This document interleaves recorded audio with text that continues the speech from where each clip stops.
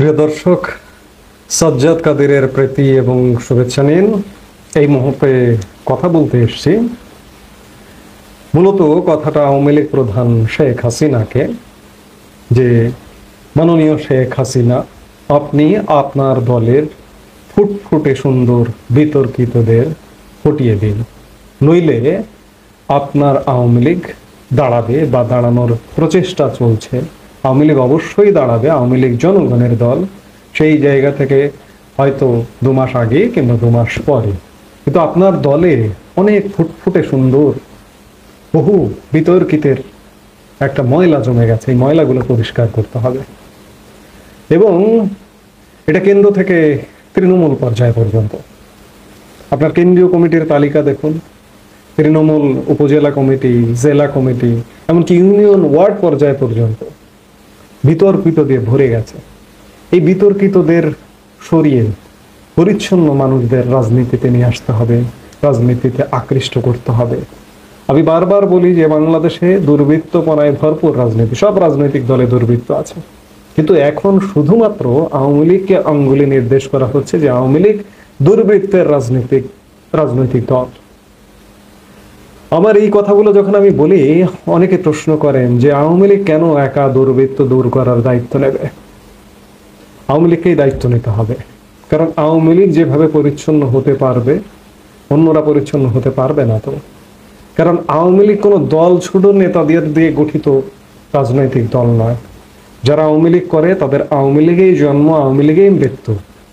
অনেক আওয়ামী লীগার অন্য দলে গিয়ে ভেড়েছে, কিন্তু অন্য দল থেকে এসে আওয়ামী লীগে ভিড়েছে এটা কিন্তু খুব কম, সংখ্যাটা খুব সীমিত। সেই জায়গায় পরিচ্ছন্নতাটা দেখিয়ে দিতে হবে আওয়ামী লীগকে। এমনকি আমি প্রায় বক্তব্যে বলি, শেখ পরিবার, শেখ হাসিনা কিংবা শেখ রেহানা, বঙ্গবন্ধুর যে সরাসরি পরিবার, বঙ্গবন্ধুর সন্তানদের পরিবার, তাদেরকে বিতর্কের ঊর্ধ্বে রাখলাম, কিন্তু প্রধানমন্ত্রী শেখ হাসিনার, সাবেক প্রধানমন্ত্রী শেখ হাসিনার চাচাতো, ফুফাতো, ভাই বোন, ভাস্তা ভাগ্নে, তাদের মধ্যেও তো বিতর্ক আছে। তাদের মধ্যেও আওয়ামী লীগ যখন ক্ষমতায় ছিল তাদের মধ্যেও বিভিন্ন বিতর্ক নিয়ে চর্চা হতো। এমনকি আপনার নিজের পরিবারেও যদি এই ধরনের বিতর্ক থাকে সেটি বন্ধ করুন। আজকে আমি একটা জেলার কথা বলবো, এক জেলার নেতার কথা, জেলা আওয়ামী লীগের সভাপতি, সাবেক মন্ত্রী, সাবেক সংসদ সদস্য, একটি রাজনৈতিক পরিবারের সন্তান। আজ থেকে 1 বছর আগেও পত্রিকায় তাকে নিয়ে কত ইতিবাচক প্রতিবেদন এসেছিল, যে আমি বলি সেই প্রতিবেদনটার শিরোনাম ছিল বাবার সূত্রে রাজনীতিতে ক্লিন ইমেজের ফরহাদ, অর্থাৎ সাবেক জনপ্রশাসন মন্ত্রী ফরহাদ হোসেনের কথা বলা হচ্ছে। ফরহাদ হোসেনের বাবাও একজন আওয়ামী লীগার, তিনি মেহেরপুর জেলা আওয়ামী লীগের প্রতিষ্ঠাতা সভাপতি, বাংলাদেশের স্বাধীনতা যুদ্ধের অন্যতম প্রধান সংগঠক, এবং তিনি আজীবন আওয়ামী লীগ করেছেন। তারই পুত্র ফরহাদ হোসেন। এই ফরহাদ হোসেন কখনো রাজনীতি করতেন না, কোনো রাজনৈতিক কোনো পদ পদবিতে কখনো ছিলেন না। তিনি 2014 সালে হঠাৎ করে আওয়ামী লীগের মনোনয়নে মেহেরপুর 1 সদর মুজিবনগর থেকে সংসদ সদস্য নির্বাচিত হন এবং 2014 সালে সংসদ সদস্য নির্বাচিত হয়ে শিক্ষকতা করতেন। তিনি ঢাকা সিটি কলেজের শিক্ষক ছিলেন। শিক্ষকতা থেকে হঠাৎ করে সংসদ সদস্য, এবং সংসদ সদস্য নির্বাচিত হবার পরের বছরই তিনি জেলা আওয়ামী লীগের সভাপতি পদ পেয়ে যান। এরপর ধীরে ধীরে মেহেরপুরের দলীয় রাজনীতি থেকে শুরু করে উন্নয়ন প্রকল্পের ঠিকাদারি পর্যন্ত সবই চলে যায় ফরহাদ হোসেনের দখলে। একটি রাজনৈতিক পরিবারের সন্তান, ফুটফুটে চেহারার একজন মানুষ। 1 বছর আগে তাকে নিয়ে পত্রিকায় ইতিবাচক রিপোর্ট, অবশ্য পত্রিকার ইতিবাচক রিপোর্টগুলোর কারণ আছে। আমি দেখেছি স্থানীয় যে মফস্বল সংবাদদাতারা থাকেন, তারা বিগত 16 বছরে দেখতাম যে স্থানীয় এমপির পকেটে ঢুকে গেছেন। এমপি নিয়মিত তাদেরকে মাসোহারা দিতেন। বেশিরভাগ, কিছু ব্যতিক্রম সংবাদদাতা ছিল সারা বাংলাদেশে, তারা ব্যতিক্রমী, কিন্তু বেশিরভাগ ফরমাইশি রিপোর্ট করত, এমপির গুণগান গাইত। মফস্বল সংবাদ পত্রিকার এক কোণে ছাপানো হতো, এক কলামে কত শব্দ, হয়তো 30 শব্দ, 50 শব্দ বা 100 শব্দের মধ্যে একটা সংবাদ ছাপানো হতো, এবং এই সংবাদগুলো ম্যাক্সিমামই ছিল গুণগানপূর্ণ।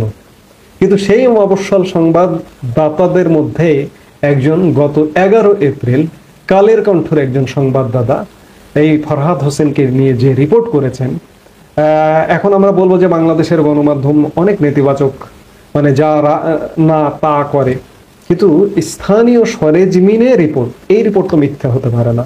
অর্থাৎ মেহেরপুর আওয়ামী লীগ পুরো এই ফরহাদ হোসেন ফুটফুটে সুন্দর, আমি বারবারই বলছি, তাকে দেখে মনে হয় না যে তিনি অপরাধ করতে পারেন, কিন্তু এই রিপোর্ট বলছে যে পুরো আওয়ামী লীগকে ফরহাদ হোসেন তার পকেটে ঢুকিয়ে ফেলেছিলেন। দেখুন, ফরহাদ হোসেন 2014 সালে হঠাৎ করে এমপি হলেন। তিনি রাজনৈতিক পরিবারের সন্তান একদিকে, তিনি আবার আরেকটি রাজনৈতিক পরিবারে বিয়েও করেছিলেন। তিনি আমাদের জাতীয় চার নেতা সৈয়দ নজরুল ইসলামের ভাইয়ের কন্যাকে বিবাহ করবার কারণ, সেই সময় আওয়ামী লীগের সাধারণ সম্পাদক ছিলেন সৈয়দ আশরাফুল ইসলাম। সেই সুবাদে তার হয়তো মনোনয়ন পেতেও সুবিধা হয়। এই মনোনয়ন পাওয়ার পর 2014 সালে তিনি সংসদ সদস্য নির্বাচিত হন, এবং সংসদ সদস্য নির্বাচিত হয়ে পরের বছর তিনি প্রথমবারের মতো জেলা আওয়ামী লীগের সভাপতি হন, এবং তিনি জেলা আওয়ামী লীগের পুরো কমিটিটি একটা পরিবার লীগে পরিণত করেছিলেন। কমিটিতে মেহেরপুর জেলা আওয়ামী লীগের সভাপতি ও সাবেক জনপ্রশাসন মন্ত্রী ফরহাদ হোসেন ছিলেন। তার ভগ্নিপতি, তার বোনের জামাই আব্দুস সামাদ বাবুল বিশ্বাস মেহেরপুর জেলা আওয়ামী লীগের সহসভাপতি ও পিরোজপুর ইউপি চেয়ারম্যান ছিলেন। বোন শামিমারা হীরা জেলা আওয়ামী লীগের সদস্য এবং জেলা পরিষদের সাবেক সদস্য। স্ত্রী সৈয়দা মোনালিসা হোসেন অর্থাৎ সৈয়দ নজরুল ইসলামের ভাস্তি, যিনি সদস্য, জেলা আওয়ামী লীগের সদস্য ছিলেন এবং কেন্দ্রীয় যুব মহিলা লীগের সহসভাপতি। ফরহাদ হোসেনের বড় ভাই ইকবাল হোসেন বুলবুল শহর আওয়ামী লীগের সভাপতি। ছোট ভাই সরফরাজ হোসেন মৃদুল জেলা যুবলীগের যুগ্ম আহ্বায়ক। ভাইয়ের ছেলে আদিব হোসেন আসিফ মেহেরপুর সরকারি কলেজের ছাত্রলীগের সভাপতি ছিলেন। চাচা প্রয়াত বোরহান উদ্দিন চুন্নু সদর উপজেলা আওয়ামী লীগের সভাপতি ও আওম ঝুপি ইউনিয়ন পরিষদ চেয়ারম্যান ছিলেন। ফরহাদ হোসেনের চাচাতো ভাই মমিনুল ইসলাম শহর আওয়ামী লীগের সাধারণ সম্পাদক ও বারাদি ইউপি চেয়ারম্যান। চাচাতো ভাই আকবর জালাল ও বিআই বোনের ভাসুর সিরাজুল ইসলাম ও মামা সম্পর্কে রেজাউল হক মাস্টার পেয়েছেন জেলা আওয়ামী লীগের বিভিন্ন পদ। অর্থাৎ মেহেরপুর জেলা আওয়ামী লীগের প্রায় গুরুত্বপূর্ণ পদগুলো ফরহাদ হোসেনের পরিবার দ্বারা আবদ্ধ।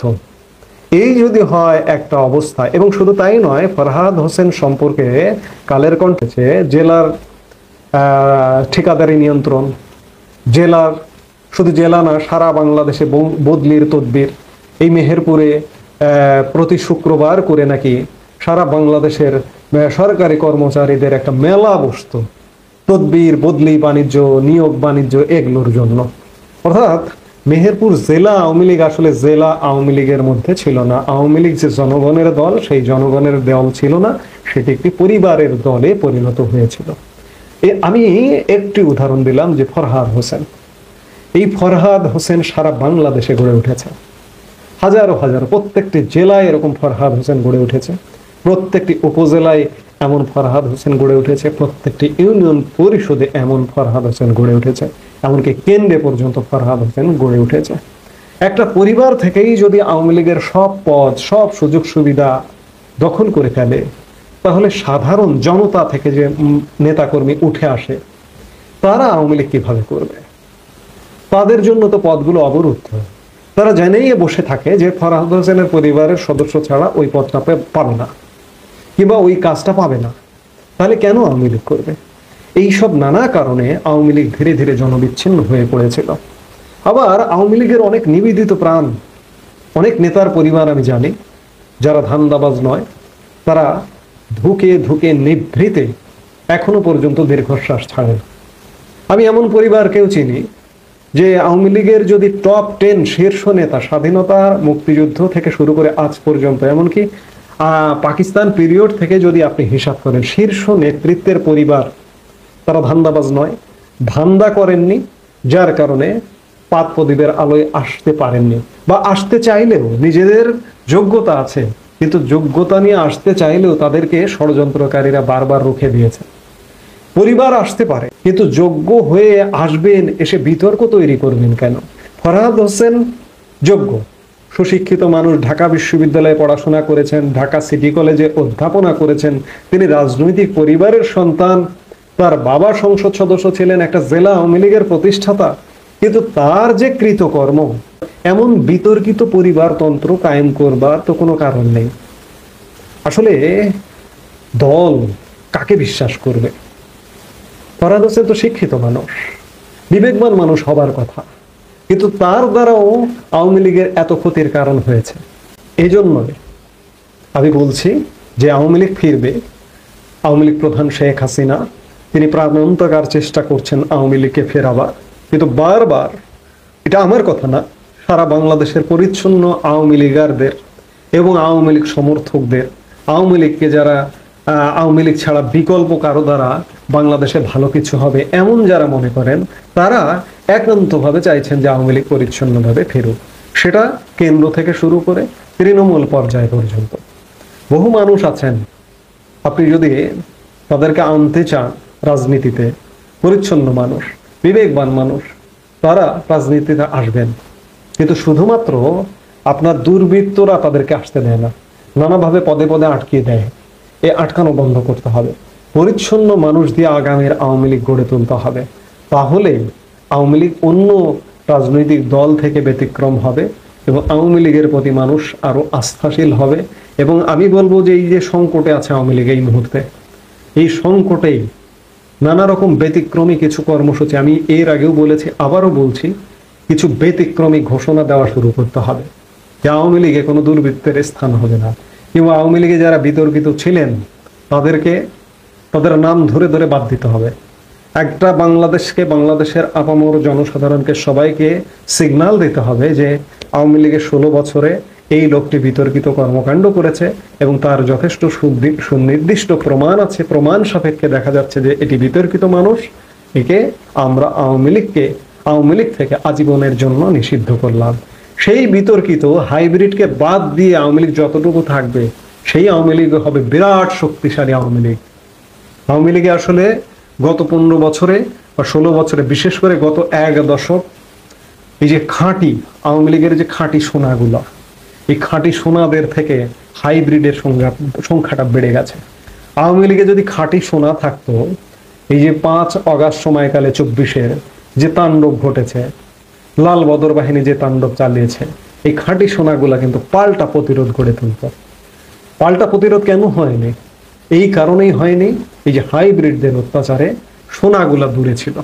আপনি সোনাদের নিয়ে থাকেন, দেখুন আওয়ামী লীগের বিপদে আপদে ঝড় ঝঞ্ঝায় ঢাল হয়ে দাঁড়াবে। সেই আওয়ামী লীগ আগামী দিনে গড়ে তুলবেন, সেটাই আমরা আওয়ামী লীগের শুভাকাঙ্ক্ষী। আমরা সব রাজনৈতিক দল, বাংলাদেশের যে রাজনৈতিক দলগুলো আছে, সবাই সুন্দরভাবে কাজ করুক, পরিচ্ছন্নভাবে কাজ করুক। রাজনৈতিক দল যদি পরিচ্ছন্ন না হয়, দেশ পরিচ্ছন্ন কখনোই হবে না, দেশ কখনোই মাথা উঠে দাঁড়াতে পারবে না। এই জন্য আওয়ামী লীগ কেন, শুধুমাত্র আওয়ামী লীগের বিকল্প বিএনপি মধ্যপন্থার দল। বিএনপি অতীতে যা করেছে, অতীতে বিভিন্ন ভুল, বিভিন্ন অপকর্ম, বিভিন্ন কলঙ্কিত কর্মকাণ্ড করেছে, সেগুলো থেকে পরিচ্ছন্ন হয়ে উঠুক। কিন্তু আমরা কি দেখছি? আমরা বিএনপির পরিচ্ছন্ন হবার কোনো লক্ষণই দেখছি না। সেই জায়গায় এই সুযোগটা নেবার এখনই সময় আওয়ামী লীগের। আওয়ামী লীগ পরিচ্ছন্ন হয়ে ফিরবে এবং দল থেকে ফুটফুটে সুন্দর বিতর্কিতগুলোকে বাদ দেবে, এটাই প্রত্যাশা। এই মুহূর্তে এ পর্যন্তই। সবাই ভালো থাকুন, সুস্থ থাকুন। আমাদের ভিডিওগুলো নিয়মিত পেতে সাবস্ক্রাইব করুন Sajjad Kadir and the Legends YouTube channel এবং লাইক, কমেন্ট, শেয়ার করে সাথে থাকুন।